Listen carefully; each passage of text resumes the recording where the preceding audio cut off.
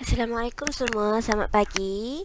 So pada hari ini kita akan masuk chapter yang ketujuh, iaitu chapter terakhir, which is carboxylic acid. Sebelum kita proceed kepada nomenclature, kita tengok dahulu apakah learning outcomes yang ada bagi topik 7. Okay, so for 7.1a, give the general structure formula of carboxylic acid. So this one you kena tahulah apakah general structure formula untuk carboxylic acid. And 7.2a is the nomenclature. You have to draw the structures and name the carboxylic acid according to the IUPAC nomenclature. So the parent chain is limited to C1 until C10, and you have to include the common names like formic acid, acetic acid, and also benzoic acid. So you need to know what is formic acid, what is stand for acetic acid and benzoic acid. Next, we will proceed with physical properties. Sorry, kejap Next, kita akan proceed dengan physical properties. You have to compare the boiling point of carboxylic acid with successive members. Maksudnya, you kena compare boiling point tu between members of carboxylic acid. Contoh, kita ada methanoic acid, ethanoic acid, propanolic acid, butanoic acid, pentanoic acid, and then you have to compare the boiling point between them lah. And then kita kena compare the boiling point between carboxylic acid dan juga alcohol. Okay, so we need to include the dimerization effects, and selalunya comparisonnya limit kepada two compounds. And physical properties, you have to compare the solubility of the carboxylic acid in water. For 7.4a is the preparation. Explain the preparation of carboxylic acid. Ini cara-cara kita nak prepare carboxylic acid, okay, ataupun produce using primary alcohol dan juga aldehyde. And lastly is 7.5a, which is chemical properties. So this one you need to explain the chemical properties. Maksudnya reaction carboxylic acid dengan group 1 and group 2 metals, neutralization dengan base dan juga esterification. Alright. So let's see what is carboxylic acid.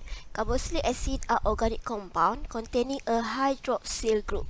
Maksudnya sekarang if you nampak ada hydroxyl group, okay, you nampak ada COOH. Okay, so this one is correspond to carboxylic acid.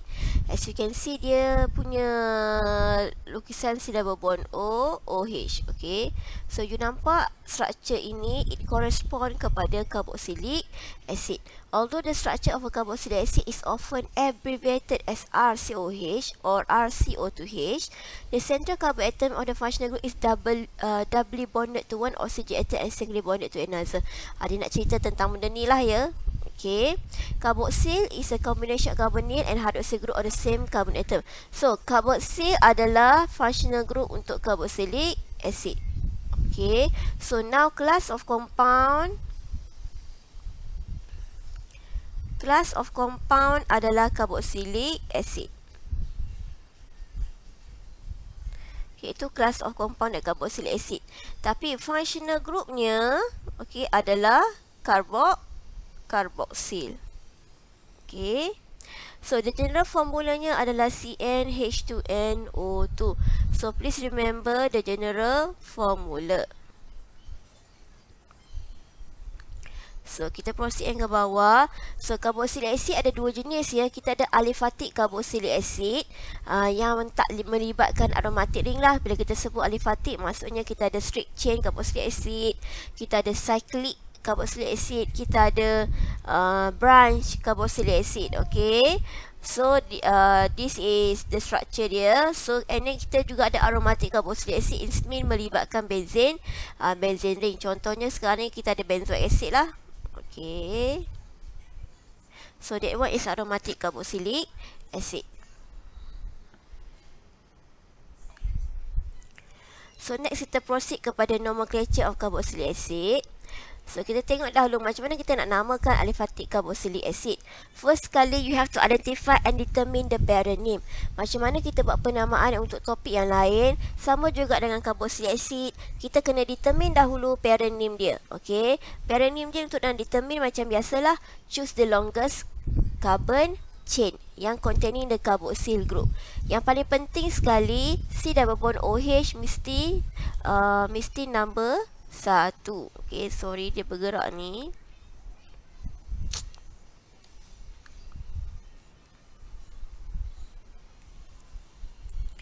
Okay, so yang penting sekali C double bond O OH.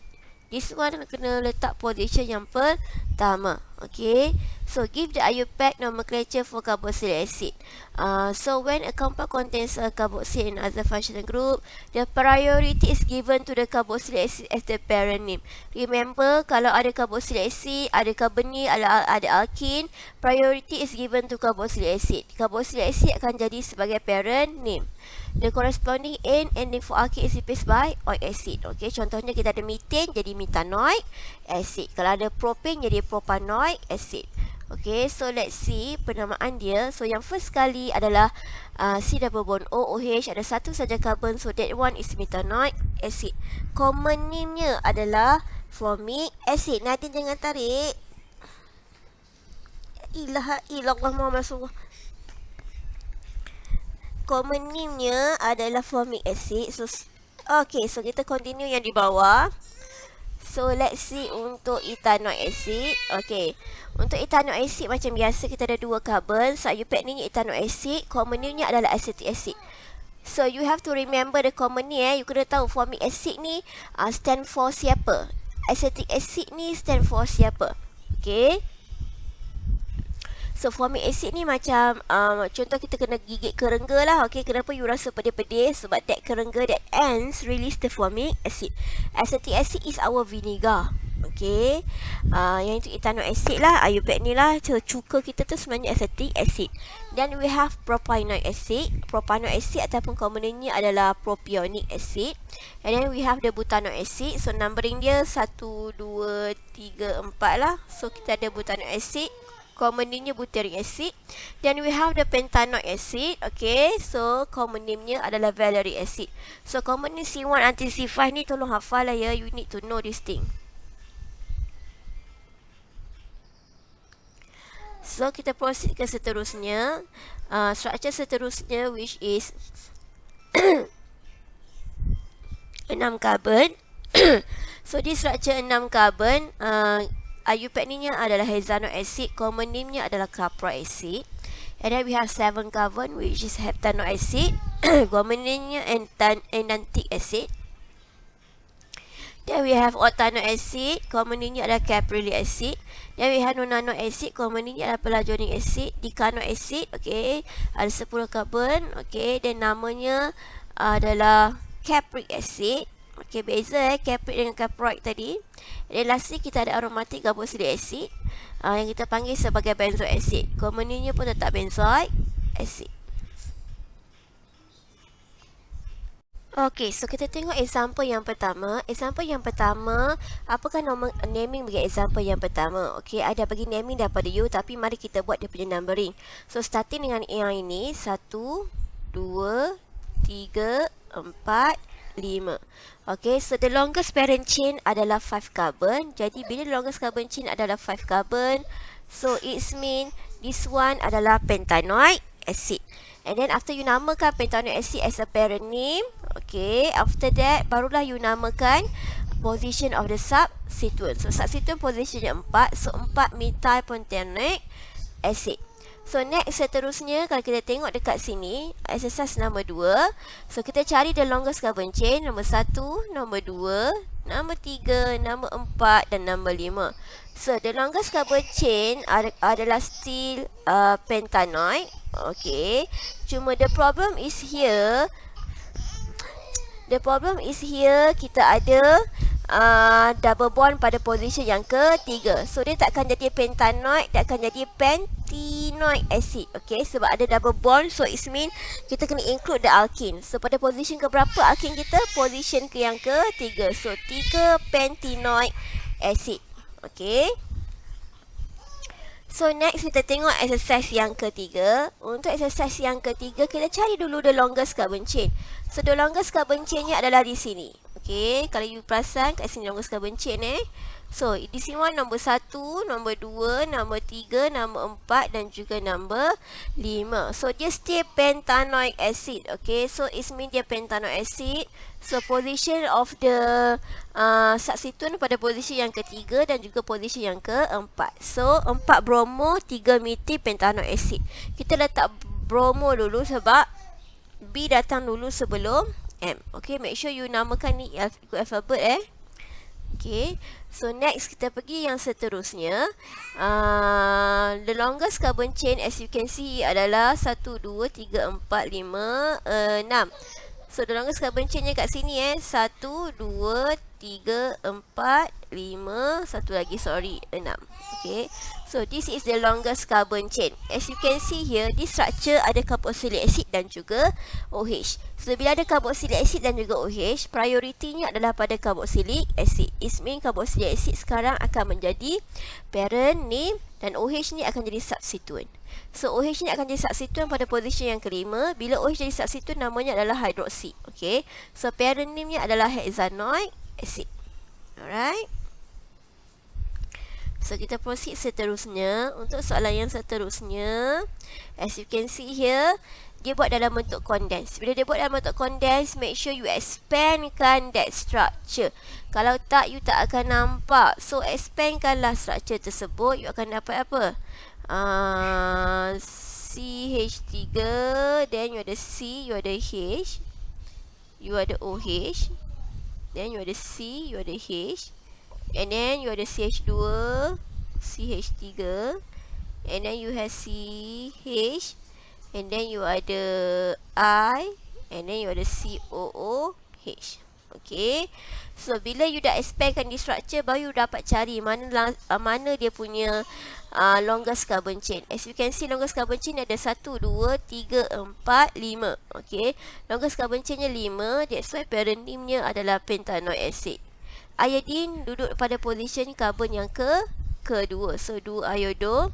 Hydroxy duduk position pada 1, 2, 3, 4, position yang keempat. Okay, OH duduk. And then pada position yang ketiga, kita ada ethyl group kat situ. Okay, so nama penuhnya adalah 3 ethyl 4 hydroxy 2 iodo pentanoic acid. So let's say yang ini pun sama. You nampak C6H5 ni. C6H5 tu sebenarnya adalah kita punya benzene ring. Okay, so sekarang bila structure dia I lukis untuk you ya. Kita ada COOH, and then kita ada CH2, and then kita ada CH2 attach kepada kita punya benzene ring. So now antara carboxylic acid dan benzene, as you can see here, this carboxylic acid is an important functional group. So now that's why kita punya benzene akan jadi substituent. So benzene kita akan jadi substituent, namanya sebagai phenyl. Okay, so parent chainnya di sini nombor 1, 2, 3, 4. So parent chainnya ada 4. So it mean butanoic acid. Position phenyl group pada position ke berapa? Phenyl group attach pada carbon yang keempat. So for phenyl butanoic acid. Okay, so kita continue naming untuk compound with 2 carboxyl group. So when compound has 2 carboxyl group, they are called alkane dioic acid. Okay, maksudnya ending dia mesti kena dengan dioic. Okay, sebab kita ada 2 carboxyl group. Kalau ada 2 alkene group, diene. Kalau ada 2 OH group, diol. Okay, kalau ada 2 carboxyl group, so dioic lah. Okay, as you can see here, the first structure, kita ada 2 carboxyl group di sini. Okay, this one, the first one and the second one. So kita numberingkan the chain dahulu. Nombor 1, nombor 2, nombor 3, nombor 4. So 1, 2, 3, 4. So kita ada alkane dioic acid. So 4 carbon, so butane, so dioic acid. Okay, so next kita tengok structure yang ini. I bagi pada you structure ini adalah structure trans. Okay, kenapa dia trans? As you can see here, H dengan H sini opposite direction. Kalau same opposite, dia face to each other lah, bentuk opposite. Okay, so ini structure dia ada trans. Kita tahu kan kita ada cis dan juga trans. Okay, kalau trans dia opposite nampak dia bentuk chair kat sini. Okay, atom yang sama tu opposite. Okay, so let's see the longest carbon chain. Kalau kita tengok longest carbon chain, kita calculate daripada sini, sini ke sini. Okay, so totalnya ada berapa? Ada 1, 2, 3, 4, 5 dan juga 6. Okay. So, bila ada 6, maksudnya mestilah hexanoic acid kan. Tapi sebabkan ada 2 C double bond OH, so that's why dia jadi hexene dioic acid. Bukan hexane dioic Parent name dia hexene. Hexene sebab kita ada double bond. Okay. Bukannya hexane. Bukan hexane dioic. Okay.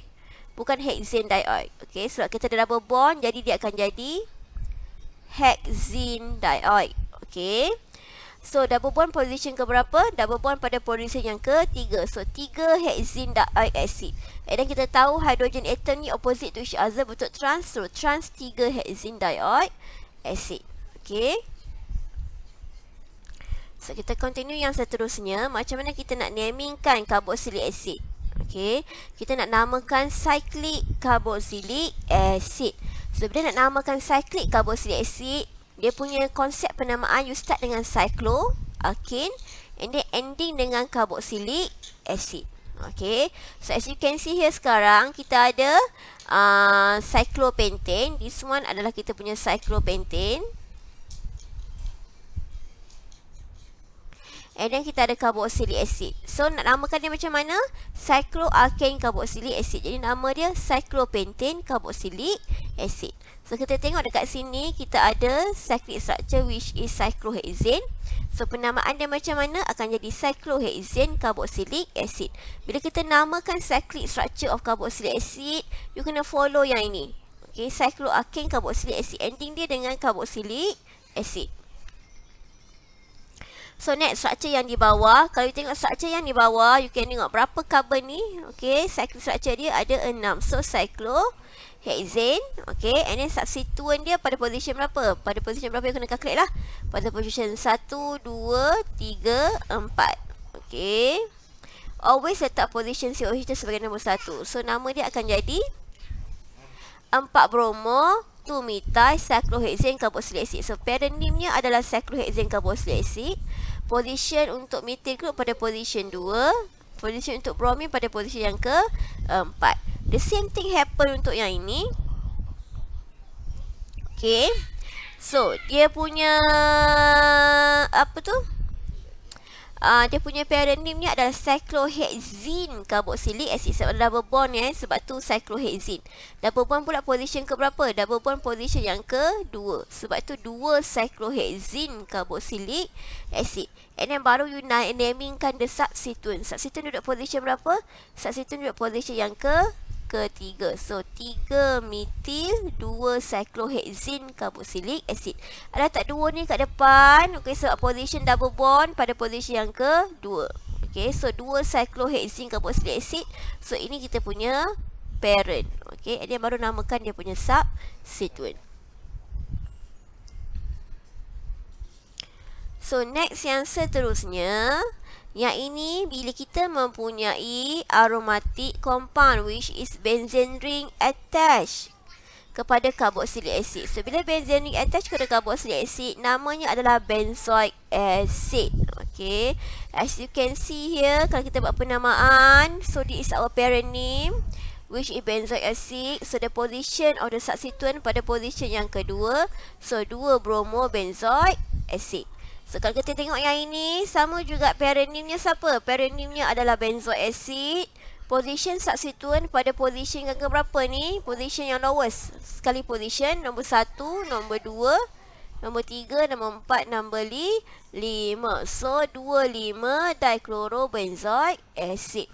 So, yang last sekali as you can see here. Okay.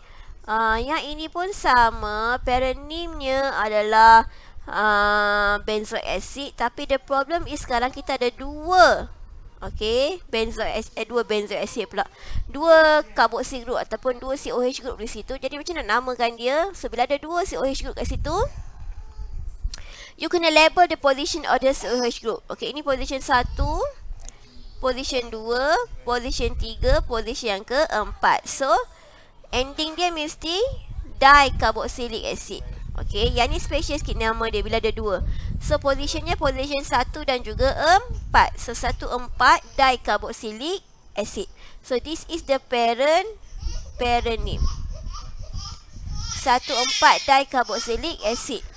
Lepas tu barulah kita namakan substituent. Substituent duduk pada posisi yang kedua. So, 2-chlorobenzene 1,4-dicarboxylic acid. Actually, bila kita nak namakan aromatic compound yang ada 2 carboxyl group, parentnya adalah ini sebenarnya. Parentnya adalah benzene 1,4-dicarboxylic acid. Okay. Dia memang kalau you ada 2 carboxyl group attach pada you punya aromatic ring, so memang dia kena namakan macam ni. Okay. Benzene 1,4-dicarboxylic acid. Kalau position COH tu position 1,2, so benzene 1,2-dicarboxylic acid. Kalau position COH tu 1,3, so benzene 1,3-dicarboxylic acid. After that, barulah you namingkan the substituent position berapa. Okay. Position substituent adalah pada position kedua, so 2-chloro lah. 2-chloro benzene 1,4-dicarboxylic acid. Okay, just remember kalau ada 2 carboxyl group attach pada aromatic ring, you kena namakan konsep dia macam ni, starting dengan benzene position dicarboxylic acid.